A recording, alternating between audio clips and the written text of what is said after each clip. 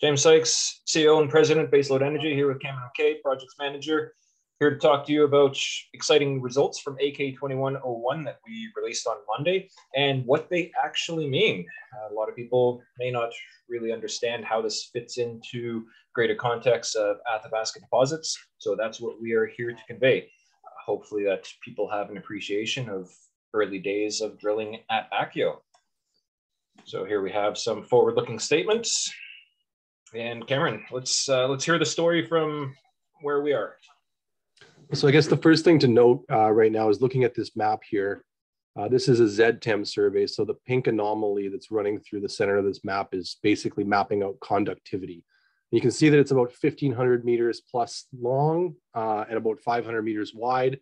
The resolution of this survey does not necessarily allow us to pick out discrete conductors that might be stacked within this system. So there might be more potential for mineralization on parallel conductors that we'll need to test in the coming drill program. So drill hole AK2101 was our discovery hole on our side of the claim line, and it returned some very high elevated counts per second. AK2102 was a near vertical hole that did not return any elevated radioactivity. Holes 3 and 4 also returned really encouraging results. So that's kind of where we're at right now, and we'll get into the details of what those results are now. So this is an image of the main mineralized zone of AK2101. And so you can see the nice, beautiful redox fronts, all that dark red hematite, and then the intense clay alteration. And we have the CPS up here right now, but I think we can skip to the actual grades. One thing I take away from this, though, is that when I see a lot of the pinks and a lot of the yellows, to me that means that hematite front has been remobilized. And that's what I'm assuming, hopefully, has happened on this project as well. Yeah, and so this is a great shot right here. Like, I mean, this is basically the story that we want to convey, is that we have visible high-grade uranium. That alteration is great. We've said this before, but having the visible uranium mineralization and the grades to go along with it, that's the thing that we are here to convey to all of you. I love this. Yeah, I love this core. That's, as Cameron and I were talking about before we started recording. I couldn't find a follow-up to this, but this is basically the same thing as the intersection, the original intersection at Arrow, the AK21-01 drill hole, the top, within the top 220 meters or so, there's a piece of core that looks identical to this, and it's that carbonate quartz uranium vein brecciated type of system, or I guess network vein system. It just really grabbed my eye when I first saw it. So when I look at this, I see Arrow. And I find that very encouraging. And speaking about Arrow, I I couldn't find the exact picture, but took this right out of the assessment report that we wrote up for NextGen back in 2014. And down in the notes, and pink carbonate, uranium, the two are there. And these are distal to that high-grade A2 subzone. So that's what I'm assuming that we're seeing in that previous core on Ackio with all the carbonates, is that we're seeing a distal halo of mineralization. Cameron? Yeah, so here's some of the actual numbers that we came up with. So that main mineralized zone was 0.13 weight% uranium over 15.5 meters, beginning at 134 meters downhole depth. And the high-grade sample that was, the best high-grade sample that was returned was 1.29 weight% uranium over a half a meter. And then we also got another fairly high grade hit of 0.66 weight% U3O8 over a half meter interval at 142.3 meters. Then so we still have assay results pending from holes 3 and 4. And so that will be released when we get that data and have a chance to QC that. But we are very encouraged by this. It's not very common that you have this kind of grade over these kind of widths on an initial exploration program like this. This is how deposits are defined and how they're made and where they grow from. Yeah, absolutely. And I guess one thing to point out, the two high grade intervals that we have there, 1.29 and 0.66, those are the two pictures of close-up drill core that we just showed. Each of those pictures come from those intervals. So you can see visible mineralization.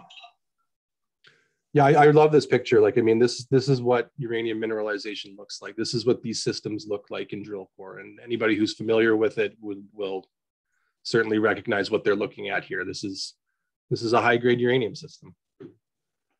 So what can you kind of tell us then about the grades? We talked about 1.29. Everybody knows Athabasca is notorious for high grade. So we're looking at 1.29. That's a great intersection. 0.66. That's still high grade in my world when you consider the global average is about 0.1 or 0.15. We've got projects in Africa that are going ahead with 300 ppm to 500 ppm. So what does 0.13 weight percent U3O8 really mean to you? It means that there's more down there. Like, I mean, you don't get this kind of large system where you have a fairly wide interval and we just hit the one spot where it is. It's bigger than this. And we know it goes, 500 meters across the claim line onto 92 Energy's project as well. So, I mean, this is going to be a substantial system. Now, whether or not it pans out to be something, that's big and mineable, that remains to be seen. We got to do the work to figure that out. But I mean, we are very encouraged by this. There's lots of reason to be excited about this. Yeah, I like that about 5 meters of that interval returned grades of over 0.3. That's encouraging as well. That's quite encouraging. Yeah, absolutely. I mean, they're great. It's for a maiden drill program to have this kind of success. Like, I mean, it's more than you could ever hope for. So here we are looking at a couple of comparisons then. Two drill holes in particular. Drill hole RK21-14, which was later redubbed AR01, and Denison Mines hole near Griffin, ZK8006. Now, I would consider both of those drill holes to be the discovery drill holes, at least around the halos. I honestly don't know if either of those drill holes are incorporated in the resource estimates, but I know that both of those drill holes had a huge part in continuing to drill into the areas, which did lead to the high-grade deposits that both Griffin and Arrow are known for today. So what we do see here is comparable grades, 0.13% at Ackio. They get 0.16, 0.07, 0.12 weight percent over at Arrow, and Denison 0.18 over there at Griffin. Widths, I guess Ackio seems to have a little bit more of a larger interval than most of those. It's also shallower than those. Another thing I'd point out is that what we used for a cutoff to report AK21-01 results was 0.05 weight percent U3O8. We don't know the cutoff for the Griffin one, but for Arrow, we used 0.01, so much lower cutoff grade, which allows you to incorporate, I guess, more uranium, lower grade uranium over much wider widths. So having something comparable to Arrow right off the bat, just by looking at the values, and we'll get into a better comparison of that. But I like the idea of Griffin. I really love the idea that Ackio is potentially has a lot of similarities again with that ZK06 hole, that it was up dip from the Griffin deposit, about 100 to 150 meters up dip from it. As soon as Denison drilled down dip from it, they hit some massive grades. You see 4.5 meters at 21%, 4 meters at 15%. These are incredible grades, absolutely incredible. So are we that close? And then can we go back to that slide for a second? Yeah, absolutely. Yeah, so like I think another point to make too is like you see these basement hosted systems, and this is extremely common, is they're these stacked lens systems, right? So yeah, like you see we missed there on hole 2A, I guess. But I mean, you look at the gaps in between the lenses over at Griffin too. Like, it's very common for this to happen, right? So you have multiple lenses in these stacked systems. Like, we're getting started. Like, and we know there's going to be more down there. It's just how big is it going to be? Yeah. Yep.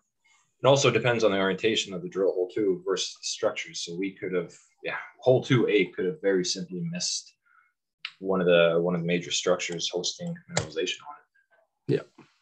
So this is the same slide that we just looked at. However, we've done something. We changed the cutoff for AK2101 to make it the same cutoff as RK2114, the Aero Discovery. So now both at 0.01. What this does is basically give us an extra 10 meters of mineralization, but it lowers your weight percent. So instead of 0.13, now we're down to 0.09, put over 25.5 meters.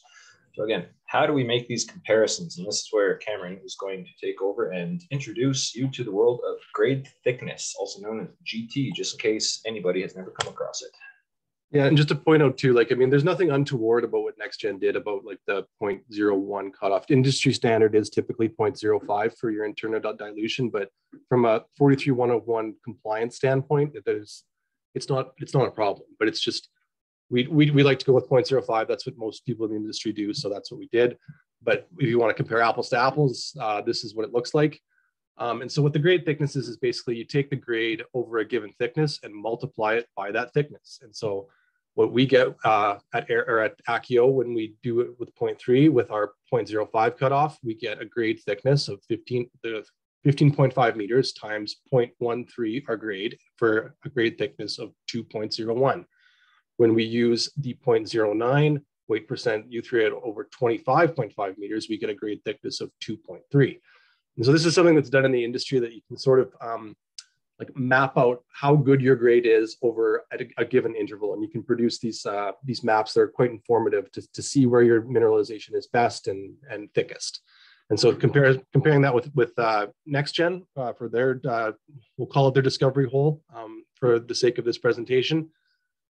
When they add up those three intervals together, they get a grade thickness of 2.24. So quite comparable. Same with Denizen at Griffin, 7.7 meters at 0.18. We don't know what they used for a cutoff in this, but we'll assume that it's something similar. And a GT in this case of 1.39. So I mean, we're swimming in the same pool. I mean, this is how these things start. This is the point we want to hammer home. It's like when these discoveries are made, this is what they often look like. And then they start to grow. We're only 4 holes into this thing. Now, we're not saying that we have the next arrow necessarily or anything like that. We hope we do, but we have something to be very excited about.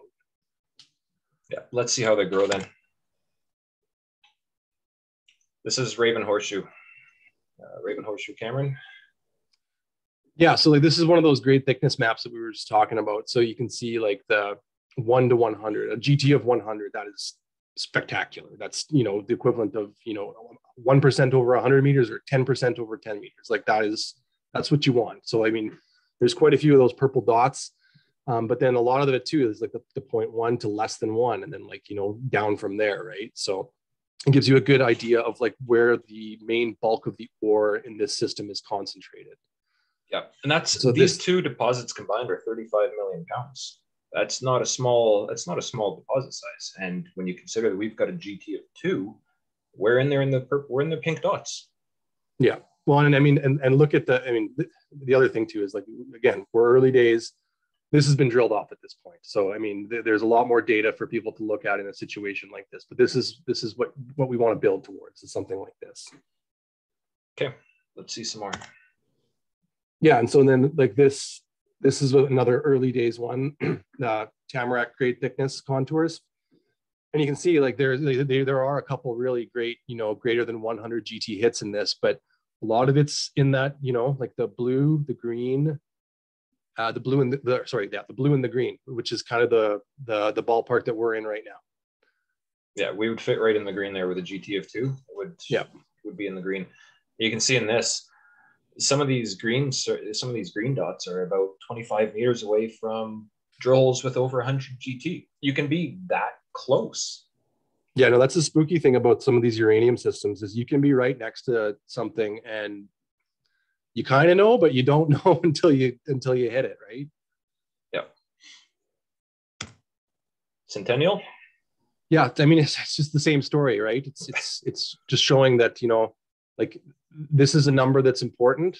This GT of 2 that we've got here on this hole, and the high grade that we have, like, and I mean, even if you account for the strike length going across the claim line over to 992E, like it's the right size and scale with the right kind of numbers for a good, robust uranium system. However, what we've shown in the last three examples are all deeper than what we've basically seen. Raven Horseshoe does have quite a bit of mineralization, I think, between that 100 to 200 meter mark. But when you start looking at Centennial and Tamarack, there, which are both unconformity hosted deposits, might add as well, they're deeper. They're much deeper than what we've been seeing, and have that sandstone cover on top. Yep, that's right. Love this one. Love this. Yeah, this one's very informative. Yeah. Early days MacArthur River, which we all know how big and great MacArthur River is, but yeah. There's that less than 5 GT with the blue dots. Less than 5 GT, and you can be less than 25 meters away from greater than 100 GT. Yeah, I mean, once you're into that above 1 GT and you're seeing the kind of alteration system that we've got there, like, you know, there's more down there. So we just got to find out how much. Yeah. So like you said, we're in the ballpark. We're in the right area. Everything looks great to be potentially like this. That hopefully our GT map will grow and have some pretty reds and oranges and even yellows on there too. Yep. But being 25 meters away, if you have a GT less than 5 in this map, you can be less than 25 meters away from this. That is mind-blowing. Yeah. So hopefully we've got something like this on Ackio, but obviously we don't know until we drill more. No, I mean, this is what everybody wants, obviously. But yeah, no, we're definitely, we have an interesting prospect, and we think that there's a lot of potential there. And I think that we could find some really interesting grades in this upcoming program. Yeah. Thank you very much, Cameron, for running us through, giving us an update on the results and how they basically compare with other deposits, and what this basically means for us. Being a first drill hole, intersecting or returning a GT of 2, and that's just in that one interval. We do have what I would consider to be mineralization, which does indicate that there is more at depth. They were at lower grades, which there's definitely potential for a lot more going on in this area. So having significant grade thickness already and a 1,500 meter strike length anomaly to chase after with the potential for multiple lenses, that's huge. Yeah, it's very exciting. Thanks, James. And we're looking forward to a really exciting upcoming season.